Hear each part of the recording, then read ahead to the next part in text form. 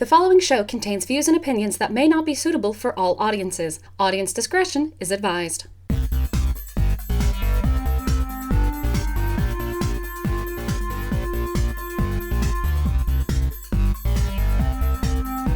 Howdy, everybody. Welcome to Thespian Talk. I am your host, Gomer the Ranting Thespian, and my co-host with me is the Cat.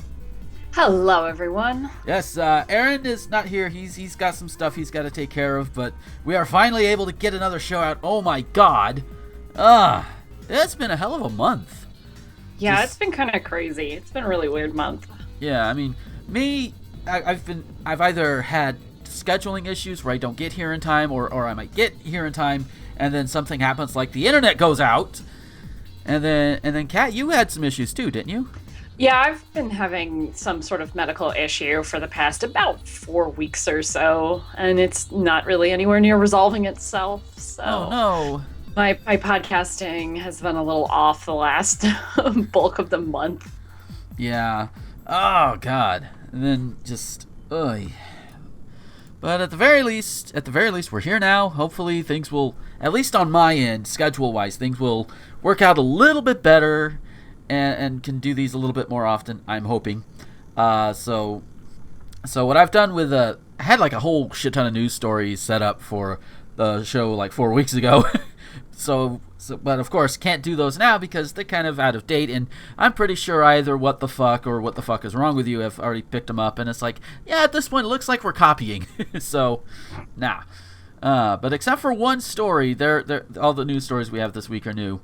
But I do have a few things that have been kind of sitting and that people have been wanting to know. Like, I've got two things for the inbox mail, but before we do that, we got to do our little bit of let's just say a little bit of shout-outy type stuff.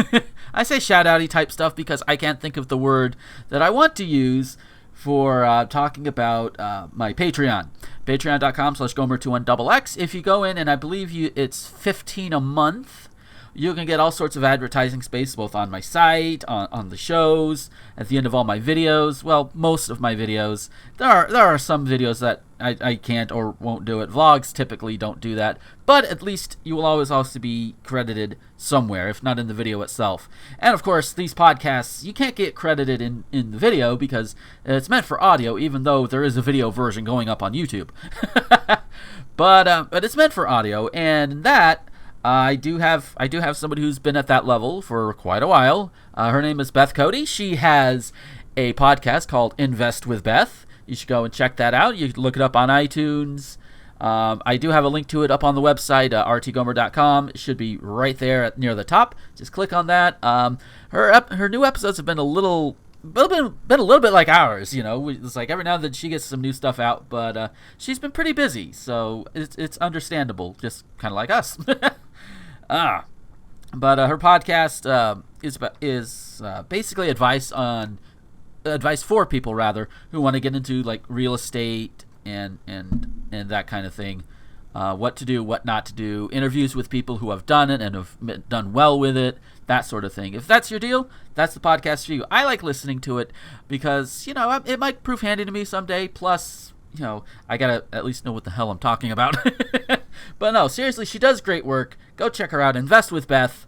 And also a group that I've been shouting out for however long it's been, circleplus.co, run by Holly Christine and Lady Jess, and they are a site that's dedicated to content created by women, sometimes for women, and all of that good stuff. Circleplus.co, check them out. They have some really good stuff there, and you won't be disappointed. But Kat, do you have any particular shout-outs or plugs you want to make right quick? Nope, nothing. I got nothing. You got nothing. Okay. That is fine. So with all of that out of the way, let's hit our inbox mail notes. I've got a couple. I've been sitting on them for the past few weeks because, well, we haven't been able to do a show. And they are questions I've been wanting to bring out on the show anyway, so, and you know, talk about it on the show and all of that good stuff. Both of them are from Anonymous, so, you know, if this is you, you know who you are. First one asks, do you think the Pulse shooting would have happened if Muslims were more accepting of gay people? My answer is maybe, maybe not. I honestly can't say. You know, I mean, there are plenty of. I'm willing to bet that there are plenty of Muslims who are very accepting of gay people. That, in fact, that question is kind of a generalization there, because hashtag not all Muslims are homophobic shitheads. Just like hashtag not all Christians are homophobic shitheads. So this is one guy who let his hate and his homophobia just carry him too far. He did a very, very, very horrible thing, and if I remember right, didn't he try and claim allegiance to ISIS, and even ISIS is like, no, we don't want you. Am I right on that, Kat? Do you remember anything, or? I don't quite remember. Okay. About that, because I feel like every shooting that involves a minority who isn't a black man, any vaguely tan person, the first thing you hear is, oh, and they claim ties to ISIS, and it's like the first thing you hear, and I'm like, I don't know if I believe that, but yeah, it's just, but to answer the question, do I think the Pulse shooting would have happened? If to take your question at face value, would it have happened? Maybe. Sad to say, but maybe. If not this guy, he obviously has some really, really major issues with homophobia, regardless of his religion. So even if he was Christian, he may have still done it. I can't say for sure, but I'm leaning towards probably at least 55-45 probably, just slightly. What about you, Kat? I'm kind of with you. I really feel like this is one man, and to say that one person is a reflection of an entire religion is really unfair. Yeah. You can't judge an entire people who believe in a religion based on the actions of one person. But that's not to say that all religions couldn't do a better job of accepting gay people, because to say, oh, Muslims don't accept gay people is, I mean, that's a little unfair to say that when it's really, there aren't a whole lot of religions that do. Right. The major religions and the major cultures of countries, we still have a long way to go from every angle, not just it's not a Muslim problem, it's a world problem. Mm-hmm. Yeah. Oh. So our other question we have, at this point, the Democratic National Convention has come and gone, and Hillary has been nominated or coronated or whatever word you want to use. So she is the nominee for the Democrat side. And, of course, we all know Donald Trump is the nominee for the Republican side, because, of course, he is. So this anonymous asks, now that Sanders has endorsed Clinton, what do you plan to do? Vote for Stein, write in, or abstain? First of all, I'm not going to abstain. Let's get that out of our minds right now. I'm not abstaining. Because regardless of who I end up voting for in the end, I think I said in a recent video that I'm kind of ambivalent about Hillary. I am definitely not voting for Trump, and I've looked a little bit into Jill Stein, and she seems to be more of an anti-vaxxer, and that's kind of yeah. Just I couldn't vote for her on that one. Just that. So until I'm going to do my own research, I'm going to keep looking, and not just presidential elections either. And this is something I really should stress more on the show.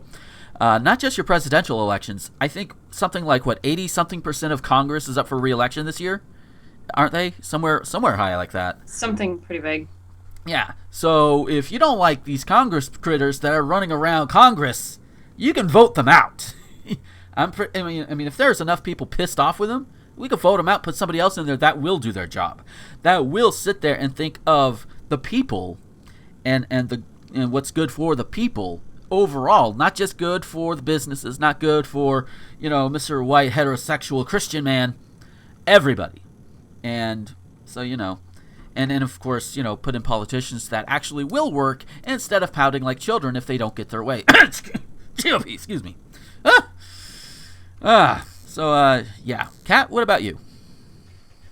I'm still on the fence. I haven't made a full decision yet. I will most likely vote for Hillary, which is excruciatingly painful to say, but it just boils down to I don't want Trump to be president. Yeah. And I'm willing to sacrifice my pride for that. Because I don't like Hillary. I mean, this whole thing, this entire presidential election, I wouldn't say it's been more corrupt than any of the others. It's just that the corruption is so much more out in the open this go round than I think we've ever seen. Yeah. And it's so disheartening. You almost don't want to vote at all because your vote doesn't count. Yeah, obviously didn't count very much for Bernie Sanders supporters. Right, because, rigged election. Yeah. And that's what really pisses me off about the whole thing is that it's not that Hillary got it. If she got it fair and square, yeah, I'd be disappointed, but... Right. Yeah. And I'd be fine with Hillary being a shady politician if she had gotten the nomination of her own volition, but the fact that everything was rigged so that only Hillary would get the nomination is just... It's disgusting. But, I mean, if our alternative is Trump, then I'd pick the lesser of two whatevers. Yeah. Which it's and I know people will argue like, well, like you could give your vote to an independent and if enough of us get together, and I'm like, but it's not going to happen.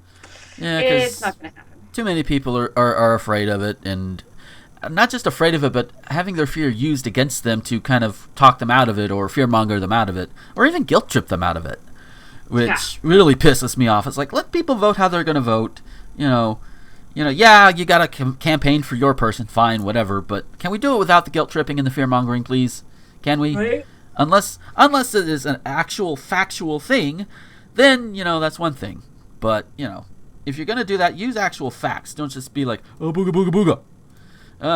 But, yeah, speaking of presidential candidates and what's going on, apparently, while we've been not doing the show, apparently Louisiana is started flooding because I don't know. Apparently Mother Nature just said fuck you Louisiana and just started raining all over the place. I don't think it was a hurricane. I think it's just so much rain and it just couldn't handle it. So you got all these people that are in trouble that haven't been able to get out or get supplies or whatever, and Donald Trump goes in there. He makes like this like maybe 5-minute appearance, throws out some stuff that probably can't even feed a family of 4, and then goes on his merry way. And of course you hear the Republicans saying, well, where's President Obama? Why isn't he down there? Totally ignoring the fact that the governor of Louisiana said, hey, Mr. President, I know you want to come down here. I know you want to help out. I know you want to do this. I know you want to see this stuff yourself, talk to the people, all that. But you do that, we're going to have to get all these people who are currently helping people in need to come and cover your ass because you're the most important man in the country right now. We can't afford to do that yet. So the governor is saying, hey, wait up, Mr. President. Don't come yet.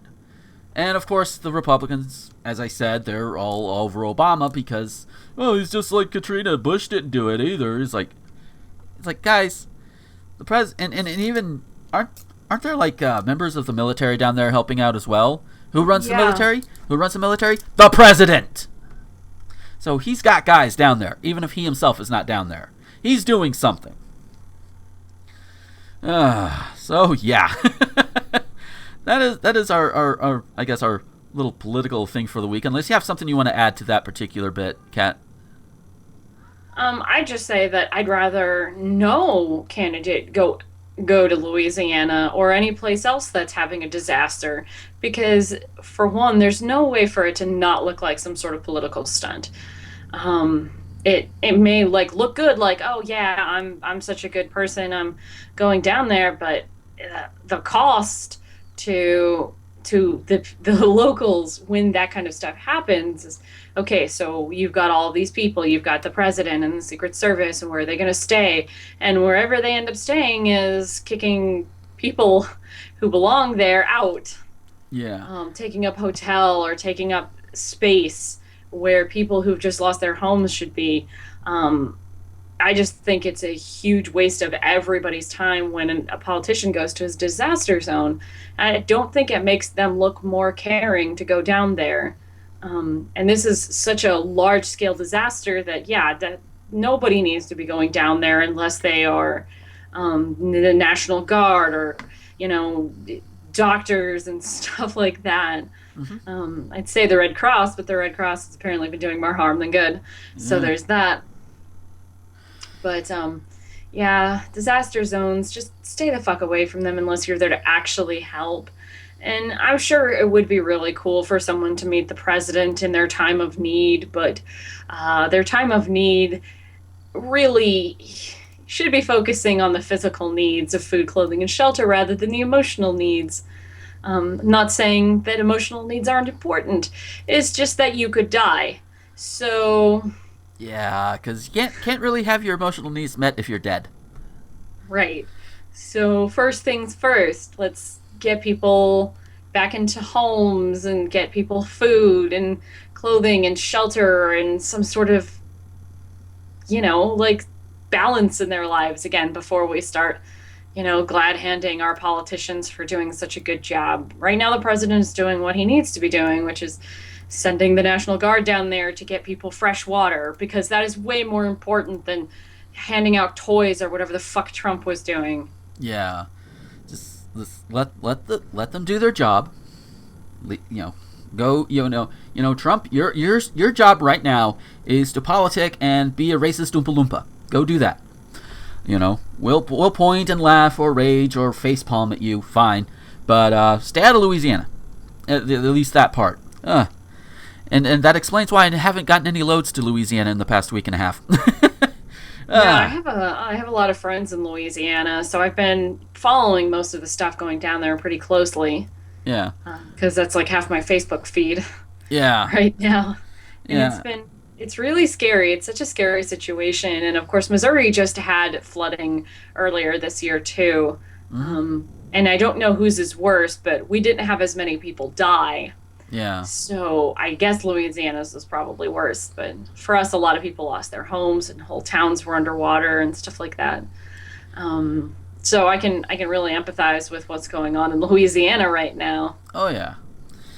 Oh, and to Mother Nature, I want to say fuck you, because all of this water you're using to basically flood Louisiana out, you know, you could have sent that water over to California where they're in a drought, but you know. I say as Mother Nature could actually do this, and it's not an actual just thing, but you get the idea. Mother Nature has no fucks to give at all whatsoever. Exactly. She's at this point. I think she's like, "Oh yeah, you gonna try and fuck me up and kill me? Well, I'm going down fighting." And that's Mother Nature is like an unstoppable force, and I think times like these, I mean, they're terrible, but it's also a really needed reminder that we are subjects of the Earth's whims, and you gotta respect nature because it surely will not respect you. Yeah, I just wish that an earthquake would hit the Nestle plant over there in California and just like totally destroy it. And let all the water that they're bottling up in there go back into the ground, back into the aquifers and everything over there, and just restore California. Maybe put out those fires too. Just saying. But with that said, we're gonna go ahead and head to our news, which goes to the complete opposite side of the country in Vermont. Starting off, police in Vermont say a car ended up almost vertical when the driver swerved quickly in response to her GPS ordering her to turn around. The car was suspended almost vertically on guy wires attached to a utility pole in Mendon on Wednesday night. That's some strong wires. Well, I guess they have to be.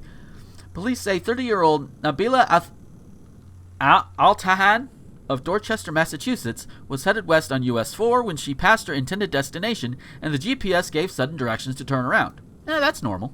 I mean, hell, even a truck GPS will do that. Even though you're in a semi-truck, you're not supposed to just turn around. But I digress. Police say Altahan reacted quickly to the instructions, leaving the road at a significant enough speed to propel the vehicle up the wires. Now, she nor her passenger were injured, so it's just basically, it's one of those cartoony bits where it's like, oh yeah, and just suddenly, car almost vertical. Just, wow! That's some strong guy wires. Yeah, physics is crazy. It is. Like, And this is why, for those of you who use a GPS, you'll notice that this happens. Okay, it says turn around. Don't turn around at 70 miles an hour. Or 55 even. I just don't get how people even make that mistake when our culture is so full of jokes about how terrible GPSs are. And just how awful they are and how much they mess things up. Why would you just go, oh, I need to turn around? Why would you ever listen to a GPS? Yeah, I mean, it's one thing to listen to a GPS if you've never been somewhere. Now, I will say I've complained about the truck GPS in the trucks for this company I'm working for. And there have been times where it has led me to a place that's completely across town or nowhere near, or like in a residential area that I'm not supposed to go with a big 54-foot trailer behind me. So I have to use the iPhone app, the Maps app, to actually get me to the location. But for the most part, it's actually not too bad. It gets me where I need to go, thankfully, and it remembers, oh shit, this is a road that a truck is not supposed to go down. Usually. But you have those times, So, yeah. So our next story is out of Alabama. A Tuscaloosa conservative talk show host and former Tea Party candidate for state legislature was arrested and charged with manufacturing and trafficking crystal meth on Friday. Because of course he was. According to Alabama.com, attorney and the John Fisher Show host John Fisher Jr. was arrested when police found him and another man in possession of 2 one-pot methamphetamine labs. Fisher, 48, a native of Columbus, Georgia, was arrested along with Christopher Shane Rushing, 42, by agents of the West Alabama Narcotics Task Force on Friday.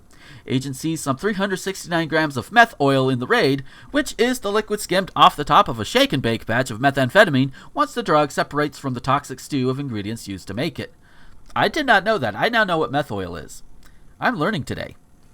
The investigation began when agents were informed that a suspect dropped off a backpack containing items believed to be components of a methamphetamine lab to an unreleased location, wrote Alabama.com's Erin Edgman. Yeah. Agents observed a second man arrive at the location and then exit carrying the backpack. Officers followed the second man to the 1600 block of Greensboro Avenue, where they seized the items and made arrest. Fisher's law office is located on that block, by the way. Fisher is the host of a conservative talk show that promises plain talk, easily understood, with no political correctness. So he's basically Alabama's version of a watered-down Rush Limbaugh. That's my guess. In 2010, he ran for office as state legislator, appearing at multiple Tea Party rallies, red flag right there, alongside embattled Alabama Justice Roy Moore. He lost the primary election to Republican Bill Poole. And see where that has gotten you, Alabama. Not much better, but not much worse either.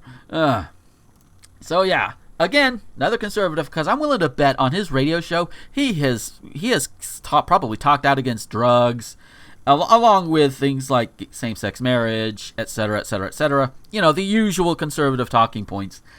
And this is another case of, yeah, you caught with a hand in the cookie jar that you're telling people to keep their hands out of. Do you have anything to add, Kat? I just wish I was surprised, but I'm not. Yeah, I admit I'm not surprised either. But it's just, see? Here you go. You got another one. It's that whole, if you complain about it loud enough, chances are you're probably doing it. Yeah. Speaking of complaining, out of Dallas, Pennsylvania, authorities say a drunken driving suspect, not an expert, although they might be an expert. Who knows? Upset that his vehicle was still impounded a week after his arrest, threw pizza and punches at a Pennsylvania police station. That's really a waste of pizza. Police in the tiny borough of Dallas say 44-year-old Sean Malloy showed up Thursday and began wrapping a chain around the railing outside the police station. He also had a statue and a full box of pizza with him. Authorities say when the patrolman who arrested Malloy last week confronted him at the station, Malloy started throwing punches and pizza and had to be subdued with a stun gun. Well, at least they used a stun gun. Malloy is charged with aggravated and simple assault and resisting arrest. He remained in the Luzerne County Jail Friday, waiting an August 25th preliminary hearing, and he doesn't yet have an attorney. Okay! I understand your vehicle still being impounded a week after your arrest. Okay, you're upset about that, because you need that shit to get around. I'm pretty sure it was impounded because you were drinking and driving, which is not a good thing to do. So obviously they're going to take it away from you for a little bit. Okay, sure. And you're upset because, hey, I was hoping it would be a week. I don't know if they didn't tell him how long, or if he just thought it was going to be that short and whatever. Or if they're just waiting for him to pay a fine and nobody told him, because that has happened. It's government.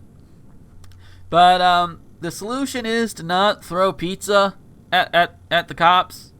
Because, number one, that's a waste of pizza. That could have fed your ass. That could have fed yourself. Could have fed a family of 2, maybe. I don't know. I don't know how big the pizza was. But then, I mean, just, what the hell, dude?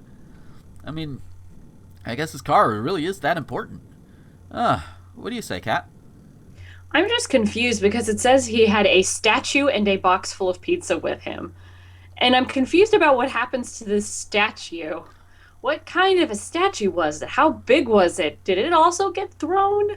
Like, I'm so confused about this part. I'm kind of hung up on it, even though it's really not the important part. It's just this mysterious statue that was brought into the mix, but never mentioned again. Yeah, that is a good question. Hey, people out there. Whoever's at this news station, out of Dallas, Pennsylvania, what happened to the statue? If you know what happened to the statue, right? Yeah, if you know about that statue, write into the show. We'll read it on air. Inquiring minds need to know what's up with this statue, bro. We do. I mean, was it a statue of a Buddha statue? That would be kind of weird. Or was it a statue of a naked goddess? I don't know. Was it a big statue? Like, did he drag it? Or was it like a smaller statue that maybe he could use to bludgeon somebody with? But then I don't know, maybe it was like a hollow statue full of drugs. It could be anything. We don't know. Yeah. Or maybe it was this, going on the hollow statue theory, maybe it was a hollow statue full of pizza. When he ran out of pizza in the box, he could just grab more pizza from the statue and just throw it at him. It's a statue of Michelangelo, and I mean the Ninja Turtle, not the painter. I just keep thinking of like one of those fountain statues that's a cherub with water coming out of its mouth or something, but instead it's pizza. Oh, you know what? If I can ever afford that, I think I'm gonna get that. Make a pizza fountain. One day when I'm a billionaire, there's gonna be a pizza fountain in my backyard, and everyone can have a pizza party with me.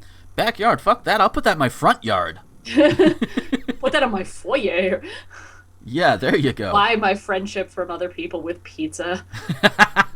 Yes, pizza party every day, all day, every day. So our next one comes out of Oklahoma. Police say a teacher was arrested after she showed up at school under the influence of alcohol. I'm sensing a theme here. And without her pants. That is not a theme.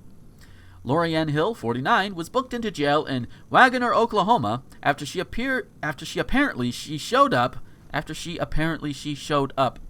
Editing. For her first day of work as a special education instructor at Wagoner High School, intoxicated. Okay, first of all, you're showing up drunk as a special ed teacher. Don't do that. Because it's like, what does that say? What does that say about her mindset about teaching these kids? Like, these are special education kids. These kids are gonna drain me. Need a drink. Instead of being maybe a little bit more empathetic. But maybe I'm thinking too much into it. Probably am. School officials contacted police about 9 a.m. after Hill was described as being alone in a classroom, disoriented, and without pants. She allegedly admitted to drinking vodka before coming to work and was charged with public intoxication. What happened to your pants, ma'am? That's what I want to know. What happened to your pants? Because I'm pretty sure you didn't just walk into school without your pants. They had to have fallen off somewhere. Maybe she wore a long skirt that day and got super drunk and tripped all over herself and ripped a skirt off. That is a possibility. Also, I just feel the need to point out this article is about 2 years old. Oh, God. Now, that is something... Oh, wow. Hey, you want some egg? I've got some on my face. Here, I'll wipe it off and I might serve it to you. Because I feel like we've talked about this before, but it might have been on one of the other shows. But I was like, surely this could not have happened twice. I don't know if it was on our show. I mean, we've talked about a lot, but it does sound like it. And I didn't even notice the date when I grabbed it off of Fark, which is pretty bad. And I'm admitting I fucked up on that one. I mean, it's still a funny story. I just want to point out that it's not new. Yeah, just oh god. Yeah, now watch somebody who's just recently went through the archives be like, wait, they're talking about that again? They talked about that 2 years ago. What the fuck? What a bunch of losers! Oh my god. Yeah, but things happen. It's one of those things where an article is making circulation again for some reason, and people are passing it around like it's new when it's not. No, it's just not. It's like, oh, what was it? They were passing around an article that said that somebody famous had died, and I know I've fallen for it a time or two myself. Like so and so had died, and I'm sitting there, I'm like, oh my god, they died? Really? Yeah, they died in 2013. Oh. Like I that happened to a friend of mine. Once all those celebrity deaths started happening, which has been, I don't know, the last 8 months, and they were like, Christopher Lee just died. Oh my god, guys! And I'm like, I think that was. Yeah, that was not this year. Oh. But thanks for bringing up painful memories. Yeah, thanks a lot, asshole.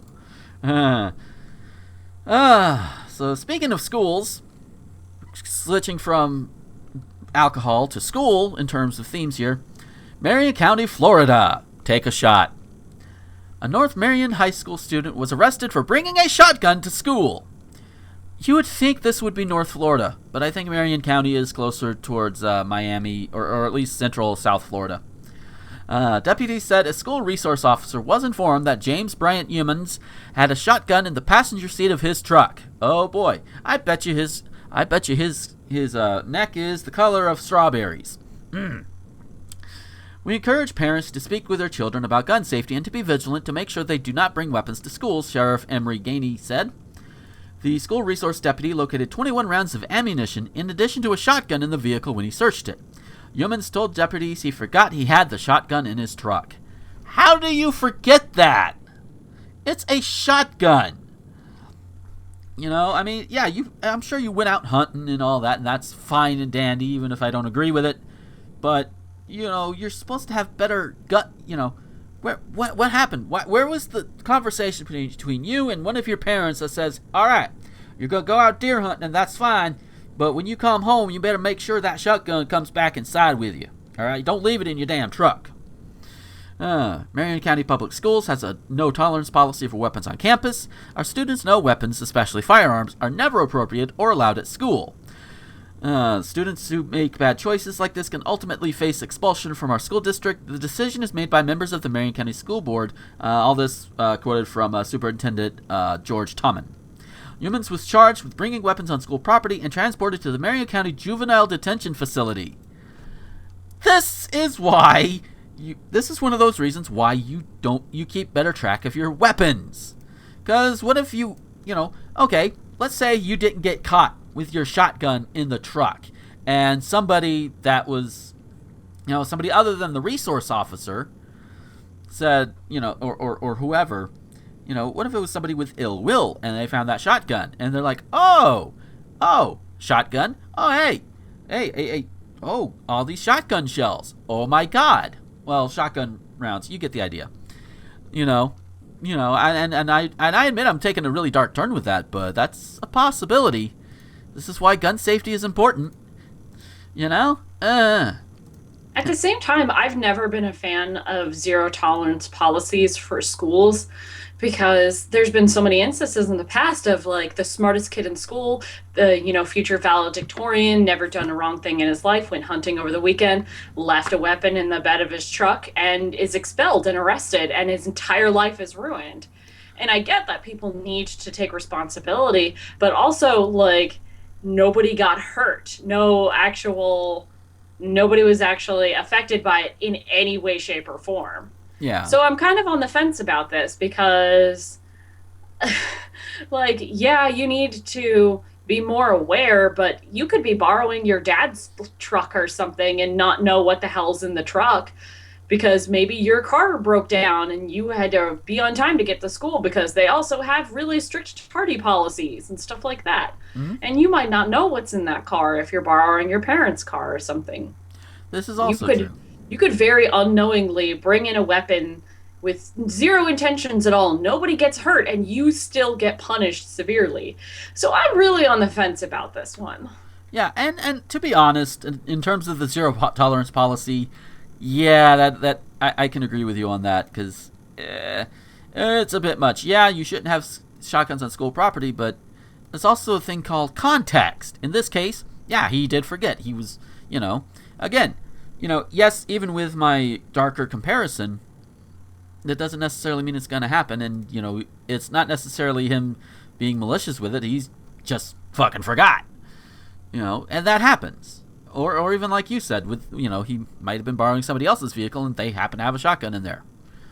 Nobody knew. Nobody thought he would be taking that truck to school, so of course, let's stay in Florida. If we must. Yes. Or at the very least, this one came from a Florida news site. Stop the search.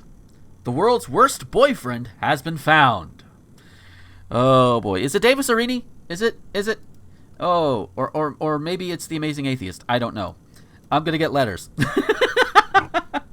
A young man, old man, middle-aged man, who knows, sent a text to his college-bound girlfriend detailing his quote-unquote rules for her behavior while they're apart. Okay, so it's Davis Arini. No. Unfortunately for him, the text made its way to the internet and now his controlling ways are up for all to see. Lad Bible, I love that name, it showcased the ridiculous text from the paranoid boy. In it, he tells his girlfriend that there are to be no boys, no drinking, no boys, again, and no drinking, again. The boyfriend goes on to say that although this is hard for him, and that he's always been a tremendously good person, his beloved is to always answer his texts. Fuck you, dude. Fuck you. As a person who is in a long-distance relationship, fuck you. Yes, and I'll be honest, when it comes to like actual texting, like phone texting or whatever, I tend to do more than Becky does. Mainly because more things happen to me than happen to Becky during a normal day. Benefits of just being on the road, Sometimes I get into traffic, and after I'm out and at a safe spot, I'll text at her and probably vent a little bit. And that also has the added benefit of giving us more to talk about, that I could just look at, oh, hey, I sent this, let's talk about this more in detail a little bit later when we have our phone calls or whatever, And it's just, to expect her to answer his texts all the damn time, that's first of all, that's unrealistic. Because what if he texts her while she's in the middle of, let's say she's a theater major and she's in rehearsal. Does he expect her to say, okay, hold up, I gotta answer my boyfriend? Yeah, she's not going to be lasting long in whatever play she's involved in. That's just not going to happen. Yeah. He goes on to say that a college party is not ever more important than he is, and that she must text him around 9:30 p.m. to announce when she'll be home. Wow. At that point, I'd be like, you know what? He's far away. He is not there. Obviously, it's going to be long distance. All she has to do is text him around 9:30 to announce when she'll be home. Text. Only text. I'm assuming that they don't call, or maybe they do, but it's not very often. She could lie her face off to him, and he wouldn't be any of the wiser. And now, all of this, all of this stuff that he's, this controlling boyfriend shit he's going for is going to bite him in the ass. And so far, especially with this going viral, it is. Although his rules seem rather onerous, he does tell the love of his life to have fun, but reminds her one last time there is to be no boys and no drinking. Wonder how long this one will last. Hopefully, not very much longer. Just, wow. It's so stupid. Like, it's okay as a couple to have rules. You're allowed to have rules. saying, but you have to agree on those rules as a couple. One person doesn't get to be in charge of the entire relationship. One person doesn't get to set the rules because it's unfair. And it's really unfair to force somebody that you claim you love into doing exactly what you want them to do and tell them what your priorities are, and to try and force all of that on someone else. That's not being in a relation. Well, it's a relationship, but it's not a couple. No. That's like your dad. That's how dads act when their daughter goes off to college. Oh, no God. boys and no drinking, and you're going to call and you're going to be home at this time of night. That's how dads act. And dads are allowed to be that level of protective. But if this is somebody that you truly, truly love and you want to spend the rest of your life with and you want to maintain a relationship with, you actually have to be on the same playing field. Like, this person's trying to be the coach. Telling the batter what to swing at and what not to swing at. And I'm sorry, I'm making a sports reference, which for me is really weird. But, like, this is not a healthy couple. No. This is a dictator. Yeah. Or just a dick. Either way.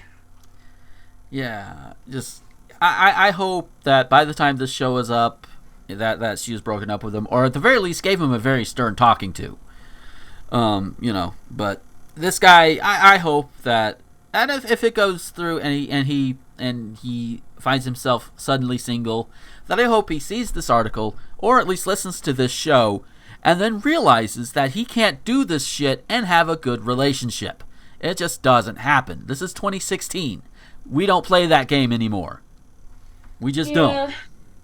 Honestly, if I had to hazard a guess, he probably has some sort of personality disorder where he's just got to be in charge of everything and everybody, and I would not be surprised if his next girlfriend was treated the exact same way. Ooh. Ladies, avoid him. That's all I gotta say. Because like, when you have that level of having to be in control of everything, you feel like you're in control of yourself and it's everybody else who's wrong about everything, because all you're asking for is a simple couple of things. And, well, if she can't obey those simple rules, then she's just a loyal slut, or a disloyal slut, and she didn't really love him, and, I mean, he'll just find a way to blame it all on her. Yeah. I mean, all I asked her to do was just not go to any parties and let me put a dinner without any condoms on every 2 weeks. Is that too much to ask? I wanted her to be my slave. Yeah. Do exactly what I tell her when I tell her. Is that asking so much? Yeah, it is. And now the internet knows. So, to this guy, I don't think he was named. No, he was not named. But to this guy, if you're listening, fuck you, dude. I just fuck you. Our last major news story for this week comes to us out of New Jersey. When a pair of armed robbers barreled into a cell phone store in New Jersey demanding money and phones, they clearly didn't realize how quickly the manager would turn the tables on them, as evidenced by surveillance video. Armed men burst into a Boost Mobile cell phone store in Patterson Wednesday afternoon and held up manager Tommy Torres. He did what he was told. By the way, your first mistake is bursting into a Boost Mobile store. Really? I mean, if you're going to rob a cell phone store, which you shouldn't, but if you're going to anyway, rob a fucking Verizon store. At the very least, you'll have service no matter where you go. I mean, ideally you'd rob an Apple store, but like, they're so usually inside malls, and that would be much harder to rob. Yeah. So yeah, let's go with the Verizon store. You should, or even like Sprint is still a step up. Yeah. I would say T-Mobile, but no. I say check the walls, take whatever you want, Torres told the local news station. So when they were busy, I start running to the back. That's when Torres got smart. He opened a back door that connected to another office and told everyone there they needed to get out. Then he went out another door from that space and slammed the gate there, blocking the back exit. And he went back to the front of the cell phone store and did the same thing from the outside. Surveillance video shows the exact moment the metal gate slammed down on the storefront, sparking panic from the robbers. "Get us out of here!" they shouted as they desperately tried to slam through the glass. By that time, a crowd had gathered outside the store. They gawked and laughed at the robbers trapped inside, as they should. Cell phone video taken by one of the passerby shows. Wow.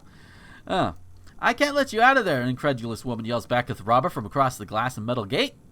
Meanwhile, Torres called police from the outside. Patterson police confirmed to the local news that they got a call at 4:09 p.m., but said the person on the phone said, "Someone is stealing in my store." The operator thought it was a shoplifter, and police weren't dispatched right away. Boo.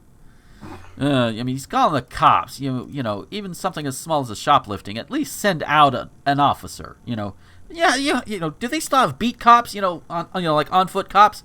I'm sure you have something there. Even a rent-a-cop. Send one out there.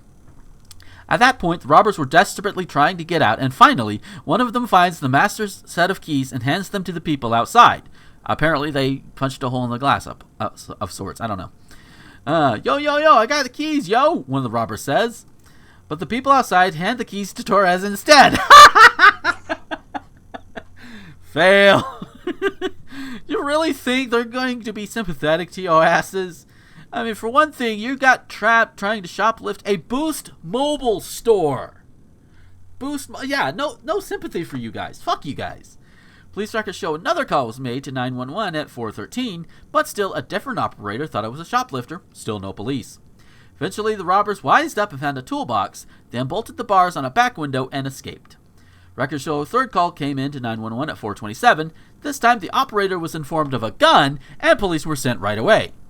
Just, I guess, a little handy tip. If you need the police, just tell them there's a gun on the scene. No shit. Yeah. That would have been, my first thing is I would have said there's an armed robbery in my store right now. Yeah. You just mention a weapon and then the police will be there. Yeah. Oh, but by that time, the bungling criminal duo had already escaped, leaving behind a mess and a bag with bullets and needles inside. Oh, Jeebus. needles! What the fuck? What the fuck? What were they gonna do with those? I don't even know. It's like, what? They get, oh, God, so many possibilities. I said, "We got a robbery inside. They got a gun," Torres said. Patterson police said internal affairs are investigating and will use the incident to help retrain 911 operators. As for those lucky robbers, police are still looking for them. And when they get caught, I hope they do it publicly and everybody laughs at them. Because they were the dumbasses that got caught trying to, first of all, they got trapped in a Boost mobile store they were trying to rob. And then they eventually got away, but, robbers were stupid. This is like a comedy of errors. Yeah. Everybody but the shop owner fucked up so hard. Yeah, it's like okay, if you're a 911 operator and you're listening to this show, somebody says there is a shoplifter, I don't care if it's a Boost Mobile, I don't care if it's fucking Walmart. Well, Walmart probably won't be calling 911 right away. Oh, maybe they might, because this is Walmart. They take you out back and they break your kneecaps. Yeah, I've had to drive behind Walmarts trying to find a parking space at one, and every now and then I've seen a person out there just moaning and groaning and holding their kneecaps, waiting for the ambulance. That it's really, really bad. But if they say somebody is trying to shoplift or somebody is shoplifting, send somebody out there, even if it's just one beat cop with a nightstick and a taser. That's at least something. It worked for Die Hard, so... Yeah. So you don't just sit there and just oh, it's just shoplifter, whatever.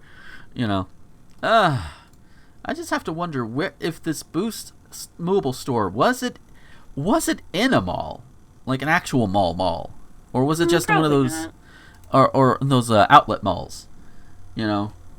Wow. Just So would you say they boosted the Boost store? Oh! They boosted Boost Mobile? Oh! I think they did, and I think Becky is glaring now. I can feel it. She's glaring. She doesn't know why yet. Oh. So that is our news for this particular week. We got a few minutes left, and this is something that was pointed out to me on Twitter that's happened actually fairly recently as of our recording. In fact, this one in question went up yesterday as of our recording. Yesterday being August 20th, and it's something that I just never thought I would see happen. But I'm sure everybody here has heard of somebody, in a more intimate sense, calling somebody, usually a woman calling her boyfriend or lover daddy. That sort of thing, which is weird, but okay, you're consenting adults, that's fine. And as long as you're not dicks, you're okay. Well, this person, the person whose tweet I've linked to, they saw and took a screen cap of somebody who is claiming that people are appropriating the word daddy. Folks, the word daddy has been around for centuries, I'm sure. Probably long before lovers decided that they wanted to use this in an intimate context. Just, what have you. But the tweet that she screen cap says, "Don't have deep psychosexual, Freudian, and Oedipal trauma and dysfunction? Good for you. Stop appropriating daddy." Which, out of context, stop appropriating daddy sounds like something that you would... How would you... Oh, that sounds really, really weird. And this person says that it came from queer leather folk, and y'all vanilla ass bitches out there are like, "Yes, daddy, well, you have monogamous missionary sex." Okay, that is weird. Okay, so if that's what even then, that's not really appropriation. I think that's just kind of, seeping in. And I'm pretty sure people have been doing that for years, which, again, is weird. I'd be more comfortable if nobody used that term at all. Exactly. It's just no. Just no. Like, I'm not saying you can't. I'm just saying it creeps people out. Yeah, like, I'm remembering a song by The Offspring. It was released on the same album as Pretty Fly for a White Guy. And some of the lyrics talked about the guy asking his girlfriend, "Please don't call me daddy while we're getting it on." I'm that guy! No. It's like, no, I don't want to be thinking of any family members while we're having... No. Just, no. Ew. That's happened to me by accident, and it's just, no. No.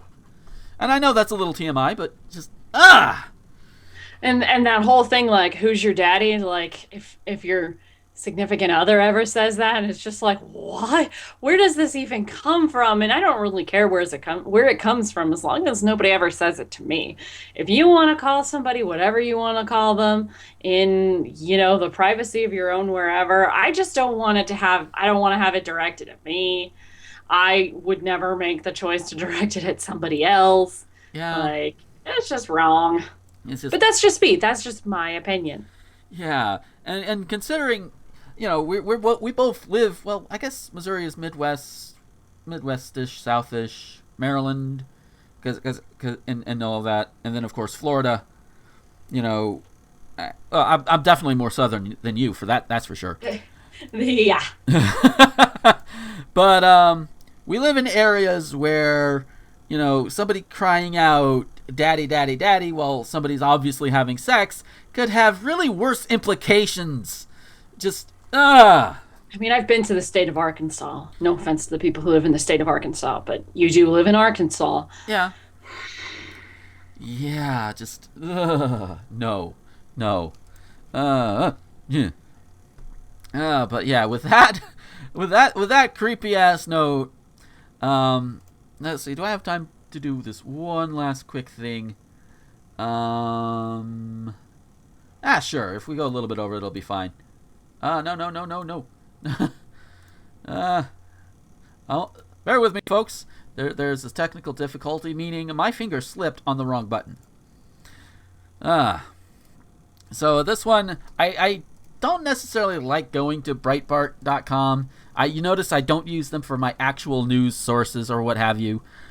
However, this is something it's going to be a skim over, and it's just they're being silly. It's fundies being silly, basically. And the headline reads: "Target's response to boycott a smokescreen, not enough. We must hold their feet to the fire." Gee, I wonder what this is going to be about.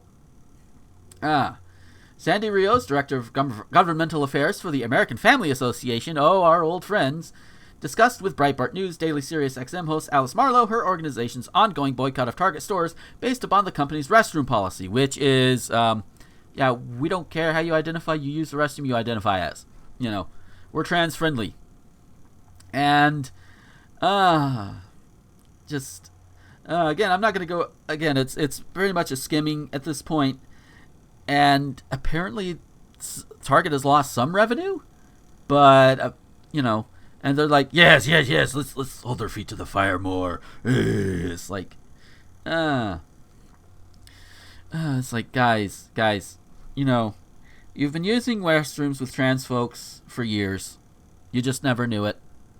I've probably shared more than one restroom with a trans person. So have you. And that's fine. It's you don't need to keep the pressure on Target. You don't have to hold the feet to the fire. They're going to do what they're going to do. People are going to progress, and you can't stop it.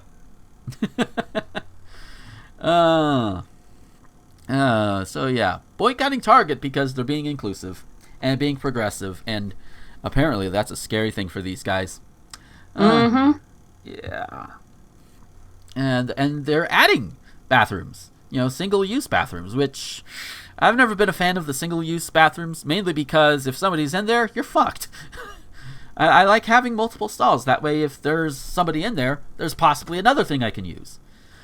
So, but that's a whole different thing. And it's just. Do you have any extra thoughts to add on this, just overall? No, the whole boycotting of Target thing is stupid. Yeah. People need to fucking get over themselves. Yeah, I will very much agree. So with that is going to be it for our show for this week. Hopefully schedules are going to be working out a lot better. We'll have things a little bit more balanced out. So far, I've been trying to work on getting a balance out with my day job. Had to let them know, hey, I need to have both Saturday and Sundays when I'm at home instead of just one day, which can also fuck up things. But things happen and things are getting a little bit better. So, Kat, where could we find you on the internets? On the internets, you can find me over the social medias on Twitter at LabyrinthCat and Facebook.com/NerdistCat. You can also check out my other shows where I talk about very similar things. What the Fuck over on 1201beyond.com, and another show where I don't talk about anything like this, Nerd to the Third Power over on YouTube and iTunes and This Week in Geek. And then if you actually want to see me as a human being and not just this disembodied voice, I have a review series that I do with a couple of my local friends called Your Favorite Anime Rocks. Our group is called the Positive Service Announcement Team, and you can find us on YouTube and on Facebook. Yes, and you should go and watch it. It's pretty fun. And if you want to find me on the social medias, it's going to be fun. You can find me on the Twitters and the Tumblrs at Gomer21XX. I got a Facebook fan page, Gomer Ranting Thespian is where you can find me there. Also, my YouTube channel is Gomer21XX. Other stuff I also have posted on rtgomer.com and nerdvice.com as well. It's been kind of trickling a little bit. I think right now Nerdvice I've got them running my Mega Man Revenge of the Fallen run. If you're into Mega Man games, you want to watch somebody go through it and all of that good stuff, Nerdvice is currently running it. And you can also, again, if you want to have your stuff shouted out, well, not just shouted out, but if you want the advertising stuff on the shows and all that stuff, just go to patreon.com/Gomer21XX. I believe it's set at $15 a month. You get all this advertising space. You get everything here. It's all great. And of course, if you want to send in questions or feedback, go to thespiantalk.tumblr.com. Our Ask box is open, and obviously we've got anonymous here. And yes, Thespian Talk is also on YouTube. The link is down in the doobly-doo. Or you could just click the video and it'll take you to the same place. Either way, it works. So with that, thank you guys for listening. I hope you enjoyed the show. And until next time, this is Gomer, the Ranting Thespian, with the cat, signing off. Thespian Talk is an RT Gomer Productions presentation. Our show's theme is Kick Shock by Kevin MacLeod. Find out more at incompetech.com. If you like this show and want to help support future episodes, head over to patreon.com/Gomer21XX. For a contribution as little as $1 per production, you can get early access to all future productions, as well as monthly Patreon-only vlogs and announcements. Our show's artwork was produced by the talented Becky Hopkins, who can be commissioned by going to patreon.com/BeckyHop. Check us out on iTunes or visit rtgomer.com for more great shows.